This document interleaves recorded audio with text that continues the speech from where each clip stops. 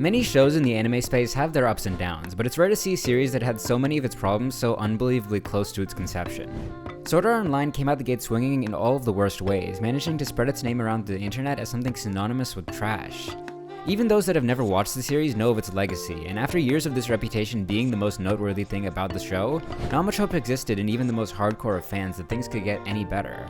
But then, with no ceremony or grandeur, the third official season of the show, Alicization, was released to the world, and finally, things changed. Sword Art Online, which has been plagued by a plethora of problems even at its best, managed to put out a season that, despite some small issues and inconveniences, was a grand slam. Somehow this show that was known for producing below average work took a turn to become one of my favorite pieces of sci-fi content. And so to figure out how Sword Art Online did the impossible, let's take a look at this turning point of the series that's known as Sword Art Online Season 3, Alicization. So, like the rest of the show, Alicization is based off of a Sword Art Online novel under the same name. However, for simplicity's sake, I'm just gonna address the quality of the show as its own entity, despite the fact that it is an adaptation at the end of the day. To start to understand how Alicization managed to fly in the face of its past as a series, we first need to quickly go over how Sword Art Online failed in its previous iterations. If you want a more thorough examination of this, I've already made a video on both Sword Art Online Season 1 and 2, which you can check out in the description below. So Sword Art Online up until this point has had some exceptionally good ideas. Even from its inception, the show had a really cool narrative hook, which almost made the rest of the show all the worse. See, SAO usually manages to start off somewhat on the right foot, but it usually trips and takes a tumble due to the ham-fisted execution of each and every narrative element of the story. The characters, the world, the pacing, all of these concepts are lost in the mix due to the way they are utilized rather than their individual quality. Of course, there are some exceptions to this, such as the Fairy Dance arc and the Caliber arc, which left me feeling equal parts sadness and regret, but on the whole, these are what I would point to as the main spots of trouble with this show. And it's the pacing that I want to talk about first and foremost. SAO at its worst has always been incredibly fast-paced, whether in the jumpy, spastic way the show hops from one plot point to another in the first season, or the way that the second season manages to fit an entire arc of the show into 3 episodes to dramatically terrible effect. The pacing of the show is either incomprehensible or unnecessarily fast. And in a similar vein, even the best parts of the show are constrained to smaller runs than they deserve, as arcs are condensed into around half of the full 24 episodes of a season. And right off the bat, Alicization doesn't do that. It lets the story stretch, allowing all 24 episodes of Season 3 to go into developing this world and these characters. And the story is directly continued in the next season too. It's such an incredible change in pace that it's almost strange to think about how rushed the show was before. To go from a 14-episode arc within a 24-episode season to a single amazing arc stretched over 2 entire seasons just highlights how straightforwardly bad the rushed nature of the show was. In the same vein as the pacing, the way the season starts is super unique. Instead of a simple, straightforward 20-minute pilot like is the norm for most shows, this season opens with a 40-minute episode to kick things off. Normally, 20 or so minute episodes are the norm for most anime, however, there are some exceptions to that. Some certain OVAs and specials retain longer runs, but even more rare are normal shows with 20-minute episodes that fit a longer one into their run. And that's exactly the case for the first episode of Sword Art Online Season 3. The way the episode starts off is pretty strange too. Despite this being the third season of an already established show, we find ourselves in a new world with new characters and absolutely no context as to what's going on. The only thread of continuity we get is Kirito being the focus of the episode, but although he shares some familiar tendencies with the Black Swordsman of old, he doesn't seem to retain any of the same memories. This decision is more reminiscent of a choice that would be made in a highbrow mystery or fantasy show. Sure, we've seen unfamiliar worlds and people before, and the jarring way the show jumps right into things is reminiscent of the jarring tonal shifts that plagued the series prior, but there's a key difference here. While the show may have transitioned quickly in the past, this one is clearly intentional. The confusion's still there, but so is a feeling of intrigue. There's a great mix of familiar and foreign elements that all work together to inspire curiosity in the viewer. Yeah, Kirito's here, but he's a child and doesn't seem to have any of his memories. There's some game-like mechanics, but they're talked about by kids as if they're just a force of nature, not something unfamiliar. The world may be similar to how Aincrad and Alfheim were in the past, but it's simple, more primitive almost. The bizarre melding of the new and old is what sets the tone so perfectly for the series. Anyone who's seen the first 2 seasons would immediately start theorizing and relating the proceedings to what came before, but will soon realize that this is something completely unfamiliar.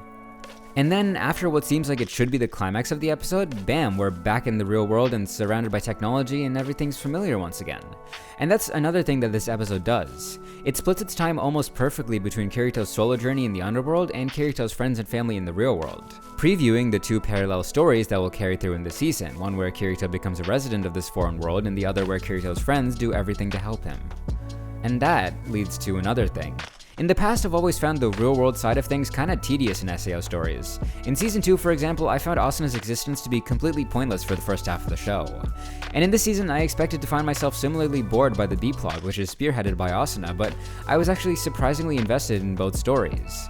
The more interesting concepts and ideas are usually expanded upon and developed in the VR world, which makes reality kinda pointless, but the series was smart with their ideas and managed to make both storylines equally engaging.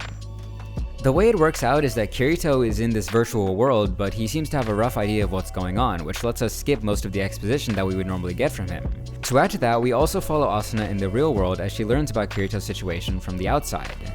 This lets us get the best of both worlds. Kirito can continue his story uninterrupted for the most part, with a lot of the exposition we get from his storyline being more personal and character-driven, while we get a lot of technical details from Asuna's story as she uncovers the truth behind this world from reality. With this, each story gets their fair share of moments that don't step on each other's toes, but they both complement each other in a nice way. And speaking of these cool concepts, let's talk about those. So SAO has always had good ideas. The Aincrad arc, the Phantom Bullet arc, and the Mother Rosario arc are all chock full of really cool hooks that unfortunately aren't supported by the show as well as they could be. But finally, things took a turn for the better in this season. So the central concept introduced into this world is the Fluchtlight, which is essentially the embodiment of the human soul. It's what makes humans humans, and the ability to read and interact with the soul is what is explored in the show. And right off the bat, this is such a highbrow concept to tackle in a show with the history that SAO does. This treads into so many philosophical debates, like what makes humans special, what dictates our thoughts and feelings, and do we have the right to toy with something on the level of the human soul? And the show doesn't just touch on these topics either. The hypothetical world it brings us into actively changes the course of these debates and forwards them. The technology of this world may be fiction, but the ideas it spawns are real and tangible. And that leads us to what I think is one of the most chilling scenes in the entire show. In episode 6, when Asuna is learning about these Fluchtlights, we see the full extent of their capabilities and also their one fault. In the show, a researcher on the team developing this technology artificially clones his own Fluchtlight and allows it to gain consciousness. At the start, it acts normal, but upon being confronted by the reality that it's just a clone without form, it starts panicking. It freaks out and tries to convince those in the room that it's the real one, and as it starts reciting all the digits of pi, a skill it thinks only it has, it collapses due to the stress on its own mind, its artificial mind. This single scene so brilliantly draws us into the show. The sound design, the emotions being felt by this person who you know isn't real, the vocal performance, and the fact that a person, or at least the essence of one, unintentionally took its own life in the first minute of its existence. You feel the shock, you feel the disgust of these people who've taken what could be called a life for the sake of a thought experiment. It's such an exceptional moment, even within this already great episode. And the motivation behind this is real as well. We learn that this project is all in service of creating a top-down artificial intelligence, something identical to a human that shares the capacity for complex thought. And of course, the reason this technology is being developed is for the purpose of war. The staff of the company making these machines want to use AI in the battlefield to save lives, which, as some characters point out, will completely upend the precepts of war as they are known. The leader of this team has a particularly pointed line where they comment that even 100,000 AI wouldn't equal the life of a single human soldier to him. The researcher from earlier also has a similar but more personal moment where he talks about his foreign friend who died while in service, a really humanizing moment for them. And the great part is that these are the good guys. The people on the side of the heroes have such fleshed out and solid convictions that they could be heroes or villains of their own stories. And what's more, no answer is provided to who's in the right here. It's possible that these guys are villains for wanting to bring these AIs to the battlefield, but that's up to the audience to decide. This type of moral gray is something that's new to Sword Art Online. In previous seasons, the conflict can be kind of annoyingly black and white. Murderers versus people trying to stop the murderers. Lunatics trying to trap people in a game and the heroes trying to stop them. It's not really that sophisticated or complex. But now there's actually some depth to the characters and their motivations. Even the villains, who are still fairly psychopathic and devoid of sympathy, at least have some pretty interesting backgrounds. Both Quinella and Gabriel have backstories, and although I wouldn't call their motivations complex, they're at least pretty engaging. Quinella's lust for power and control and Gabriel's single-minded desire to comprehend the human soul at any cost are just really fun to watch. And I wouldn't call their lack of complexity a downside at all. With how varied some other characters are, it would be a lot to keep track of if the main villain's motivations were more sympathetic as well.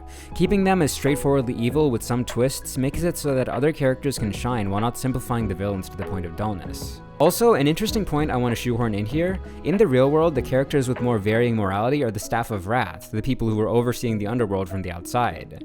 And similarly, a lot of the characters with shifting allegiances like Burkuli and Alice are part of the Axiom Church, the entity overseeing the underworld from the inside. Aside from these characters, a lot of the cast is either straightforwardly good or bad, which is an interesting, if probably unintentional connection. Anyways, moving on from that, we've basically touched on a lot of what makes this show good compared to its predecessors, but there's still some stuff I haven't gotten the chance to gush about as much as I want to. The magic system, for instance, is just so much more interesting than it has any right to be. The world that Kirito finds himself in is a simulation, something that was, for all intents and purposes, made to be an allegory for real life and to allow these virtual people to exist within it. And because of that, the nature of magic in this world takes the form of system commands. Characters with a good enough understanding of the world are able to use their authority as individuals to literally recite computer commands in order to change the space around them. Of course, the people within this world don't understand why these commands take the form that they do, but anyone watching will realize the true nature of them at an instant. This is such a unique way to build out a magic system that's intertwined with the premise of the world as well. This magic system could only exist in this world and in these circumstances, which make it a lot more fun than the magic used in SAO prior. There's an inherent reason why these commands work the way they do, and it's fun to see how the characters can basically use computer code in order to perform feats of magic, since, unbeknownst to them, they're living in a digital world. This magic system is also directly connected to the villain and the conflict too. The reason the main villain in the underworld is so strong is because they were able to find a list of every command available in the underworld, giving them a direct gateway to getting the power they wanted. Most of the stuff I talked about in this video was in reference to the third season of SAO, since the fourth season is a direct continuation of it and therefore isn't really much different in terms of quality. I think I personally enjoyed the third season a bit more, but that may have just been a me thing. While I may not have been able to list everything that SAO changed in this season, I hope it was at least enough for you to understand why I said that SAO managed to do the impossible. My reviews of the first two seasons have not been kind, but pretty much every element that I found distasteful in the past is turned for the better here. I've heard complaints about the amount of exposition in this show, and I can see how that may be an issue, but since I found the story and concept so interesting, I was just along for the ride no matter how much time they spent talking about the story. And I feel like the exposition couldn't really have been delivered in a better way than how it was here. I genuinely cannot believe that Alicization only scored 0.3 higher in ratings than SAO Season 1 on my anime list. I think a lot of people gave Season 1 a way higher rating than it deserved, since Season 2 is at like a 6.7, and I honestly thought that it was a way better showing overall than Season 1 was.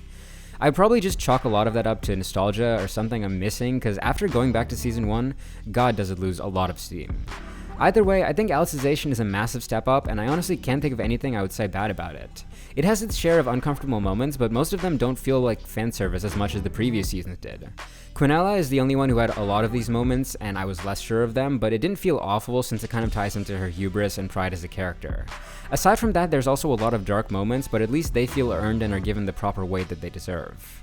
Thank you guys for watching. This is officially the end of the SAO trilogy of videos. I honestly am super tired of talking about this franchise, and I'm so ready to talk about something else.